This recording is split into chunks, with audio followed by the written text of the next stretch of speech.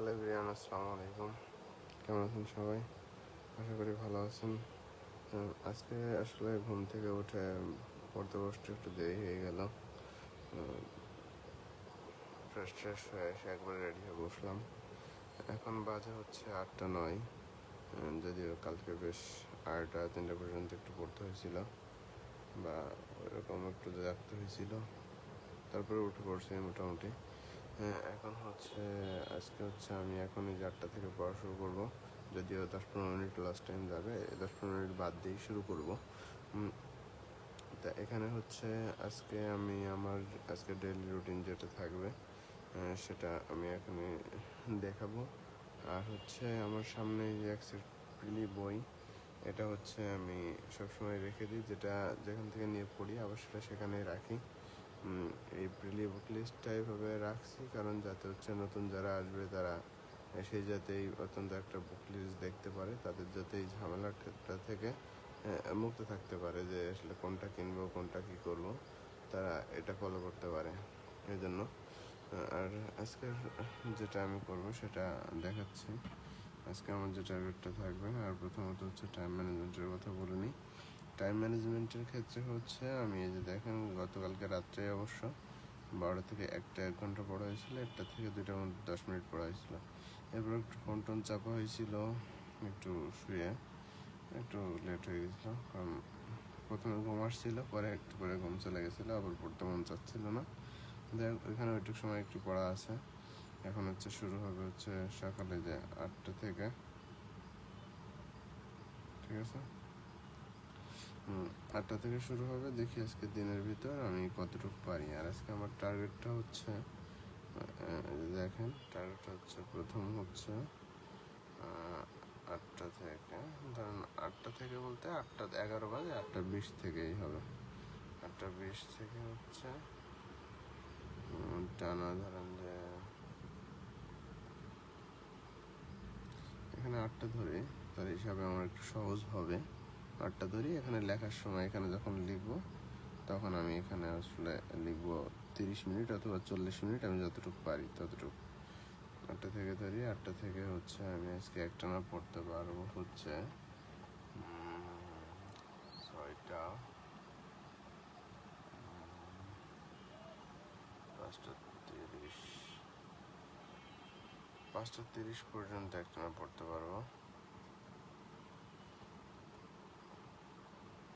5টায় ধরি, 5টা, কারণ এর আর এক্সট্রা যতটুকু পারবো ওটুকু হচ্ছে এর ভিতর খাওয়া দাওয়া ঢুকবে, একটু গোসল, আধা ঘন্টা ঢুকবে, সেই জন্য এখানে 30 মিনিট ছেড়ে দিলাম, কারণ 5:30 পর্যন্ত পড়তে পারবো নি।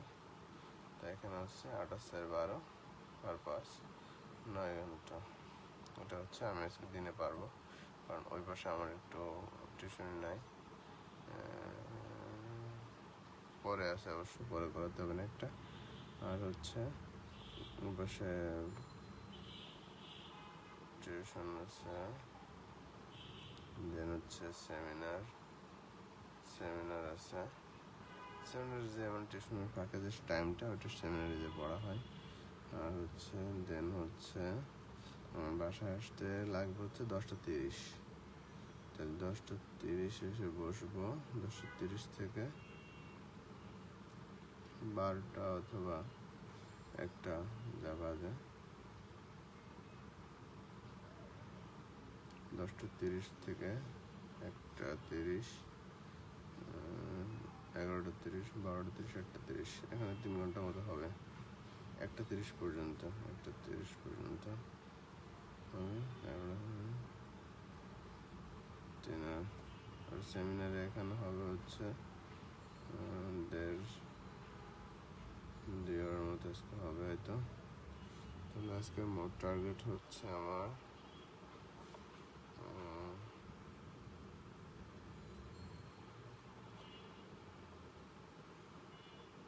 Total target 9-2-11, 11-3-14।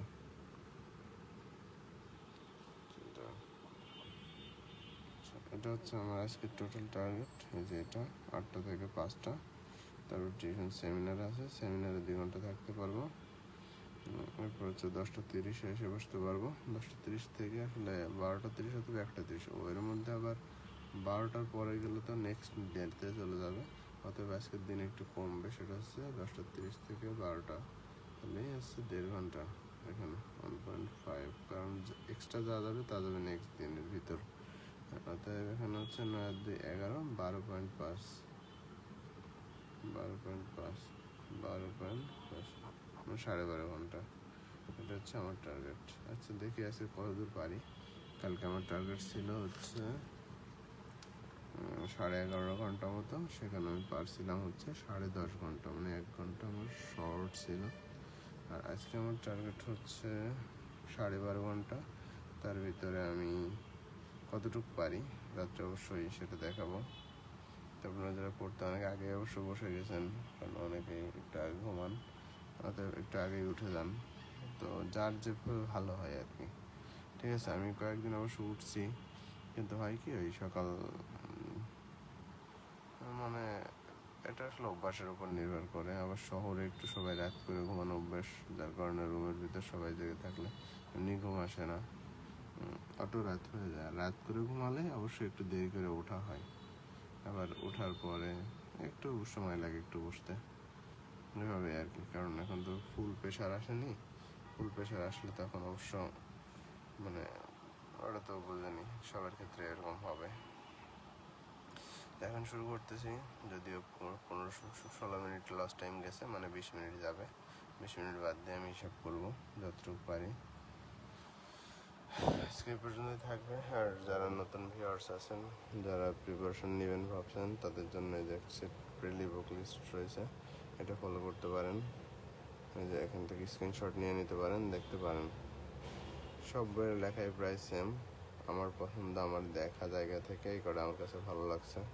বইয়ের কোয়ালিটি, এরপর হচ্ছে বইয়ের লেখা, তারপর বইয়ের ভুল এবং শুদ্ধ উপরে, এরপরে হচ্ছে বিষয়টা বইয়ের ফন্ট, পেজের কালার, এগুলো ভ্যারি করে। কারণ আপনার পেজের কালার যদি সাদা হয় পড়তে বেশি ভালো লাগবে আপনার, ফন্ট যদি একটু বড় বড় হয় আপনার পড়তে ভালো লাগবে, মানে মুখস্থ দ্রুত হবে।